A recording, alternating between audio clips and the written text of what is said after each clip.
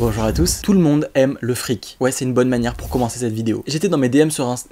Je suis en train de mimer mon téléphone. Attendez 2 secondes. Là, ça fait un peu moins pitié. J'étais en train de slider sur mes DM Instagram comme tous les soirs. D'ailleurs, retrouvez-moi là-bas. Je vous fais des jeux en stories, des filtres pour connaître sa maison, des quiz. Enfin bref, il y a plein de trucs en permanence. Donc retrouvez-moi sur Instagram. C'est presque un ordre, franchement. Et bref, je suis tombé sur un message qui me demandait: est-ce que tu sais pourquoi les Potter sont riches? Pourquoi dans Harry Potter 1, Harry est étonné de tout le fric qu'il a dans son coffre-fort? Et je me suis dit, tu viens de me donner une idée de vidéo. Et je vais la faire de ce pas. J'ai kiffé faire mes petites recherches, me plonger dans le passé. Aujourd'hui, on va donc s'intéresser à la fortune des Potter et plus particulièrement à l'héritage de notre très cher Harry, tout ce qu'il a pu avoir sans rien foutre. Comment a-t-il eu autant de thunes? Comment a-t-il été aussi chanceux? Bon, ok, des fois sa vie c'est un peu de la merde. Comment sa famille a fait fortune? Bref, on va répondre à tout ça dans cette vidéo. Enfin, surtout moi, sauf si t'apparais dans la vidéo au milieu, mais ce serait bizarre. N'hésite pas à me dire dans les commentaires à combien toi tu estimes la fortune de Harry Potter, sachant que un galion, donc une pièce d'or, ça vaut à peu près 23 €. Il y en a plutôt beaucoup quand même dans son coffre-fort. Et si ce format te plaît, n'hésite pas à liker la vidéo et à me le faire savoir tout simplement avec ton avis. Bien sûr, si t'aimes Harry Potter, tu peux t'abonner à ma chaîne, mais bon, c'est un fait. Et pour ceux qui voudraient savoir, mes sources viennent principalement de Pottermore, des livres Harry Potter. Il y a vachement d'informations dans les reliques de la mort surtout. Wiki Harry Potter est aussi une grosse mine d'informations et j'ai vérifié à la toute fin mes dires, mes propos, mes écrits avec la vidéo qui avait été faite par Harry Potter Folklore en anglais, qui est aussi une chaîne juste pépite. Pour comprendre vraiment d'où viennent les thunes de Harry Potter et du coup de ses ancêtres, il faut remonter pas mal dans le passé. Vous voyez cet arbre généalogique un peu complexe. Bon, Harry il est là et le début de la richesse, elle vient de là. Tout vient des ancêtres de toute façon. La famille Potter est donc une ancienne famille, une vieille famille avec une histoire, tout ça, mais c'est pas la plus populaire du monde magique avant la naissance d'Harry. Les deux grands ancêtres sont Ignotus Peverell, et excusez-moi je suis navré mais j'arriverai jamais à le dire, Linfred of Stincombcombe.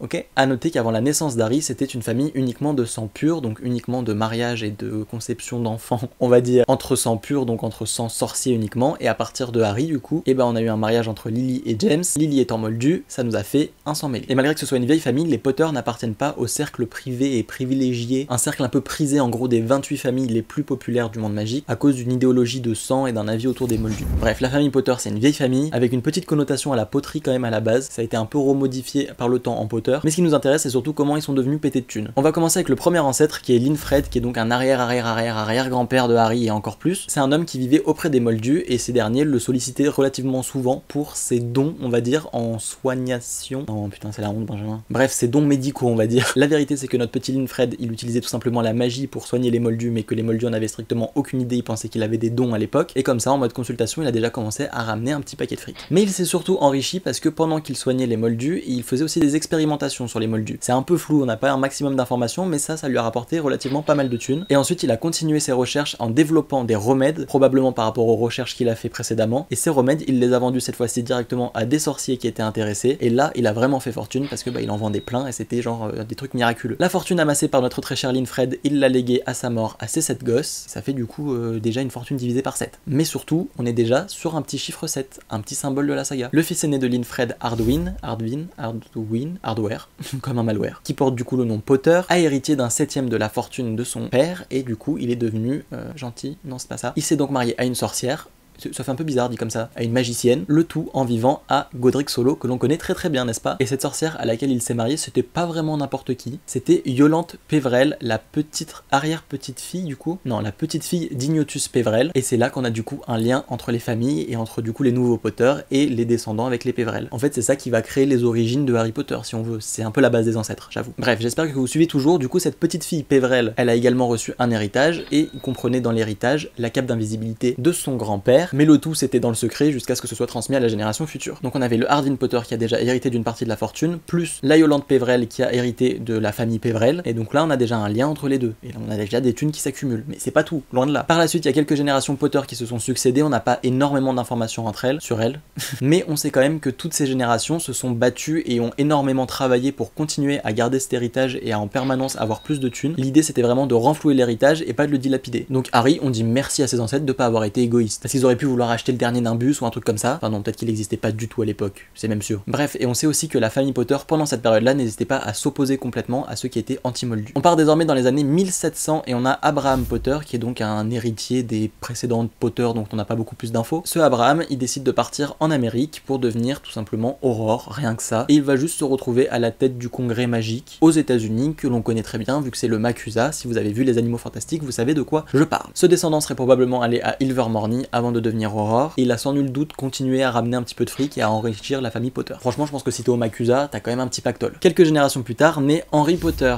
Oui, tu as bien entendu, Henry. Ça se passe au début des années 1900 et il va travailler auprès du Major Magot, enfin des Majors, du département, je sais pas comment on peut appeler ça, bref, du Major Magot au sein du ministère de la magie, et il va même s'opposer au ministère de la magie et au ministre de la magie qui à l'époque dit clairement que les sorciers ne doivent pas aider les moldus qui se font attaquer pendant la guerre. Ce Henry, on se rapproche très fortement de Harry parce qu'en fait c'est le grand-père de James Potter et donc c'est l'arrière-grand-père d'Harry Potter. Il a pas forcément ramené beaucoup de thunes je pense, mais il en a pas trop cramé, c'est déjà pas mal, et il a surtout eu un enfant, Fléamon Potter, le père de James et le grand-père de Harry. Et vu qu'il a eu qu'un fils, bah déjà les héritages ils se divisent moins, donc on est déjà quand même sur pas mal de choses qui font que va y avoir un gros pactole à la fin. Et Fléamon, justement, bah c'est lui qui va ramener plein de thunes. Ce Fléamon Potter, après avoir passé quelques années d'études tout simplement à Poudlard, forcément à Gryffondor, c'est quand même la famille Potter, on va pas déconner, il est devenu tout simplement créateur de potions magiques. Rien que ça. Fléamon invente la potion qui va faire un carton de ouf, la potion capillaire lisse amplie. Elle permet d'avoir des cheveux lisses et soyeux. MDR, mes cheveux sont gras et sont bouclés. C'est faux, ils sont même pas gras, par contre je suis coincé là. Tous les magazines sorciers vont s'intéresser à cette nouvelle potion qui fait juste un carton et ça va être le buzz. C'est le buzz. À tel point que quand il va prendre sa retraite, Fléamon va du coup revendre son entreprise qu'il a créée autour de ces potions là, et il va très bien la revendre en faisant une giga plus-value. Enrichissement au max, tu vois ce que je veux dire. Et donc là on est sur une entreprise qui a cartonné, qu'il a revendu et qui lui a rapporté énormément d'argent, et en plus, c'est très matérialiste, hein, il y a de l'amour derrière bien évidemment, mais il va se marier à Euphemia qui avait également un héritage. Donc là on est sur beaucoup d'héritages qui se cumulent. Là quand on accumule les ancêtres, les familles qui viennent un peu de partout, on commence à être sur beaucoup d'argent. Et un jour, miracle, Euphemia et Fléamon arrivent enfin à avoir un enfant, ils ont eu du mal, ils n'y arrivaient pas, qui est donc James Potter, qui est du coup leur enfant unique, et donc à leur décès, toute leur fortune énorme accumulée de l'entreprise de tous les ancêtres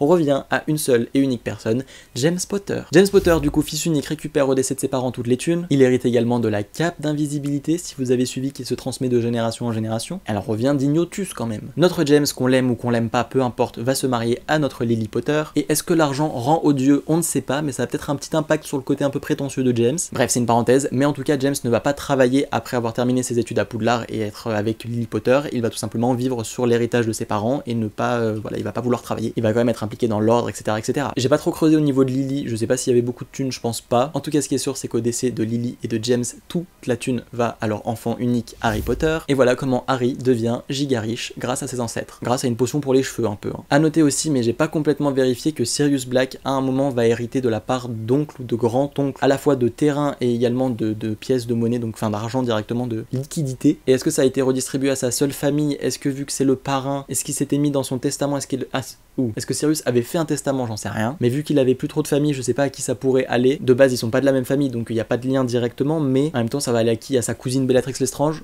Why not? Harry a en tout cas peut-être encore eu une occasion de récupérer des thunes. Bref, voilà, j'espère que cette vidéo vous aura plu. Je vous ai appris comment la famille Potter est devenue vachement riche grâce à ses ancêtres, et surtout comment Harry est rentré dans la vie active, enfin même pas dans la vie active, à 11 ans a découvert qu'il était pété de thunes. J'espère en tout cas que cette vidéo vous aura plu, n'hésitez pas à me faire tous vos retours, j'ai hâte de lire tout ça, merci beaucoup de me suivre, et je vous dis à très vite pour une prochaine vidéo sur la saga Harry Potter. En tout cas, portez-vous bien, et moi je vous dis à très vite. Ciao ciao.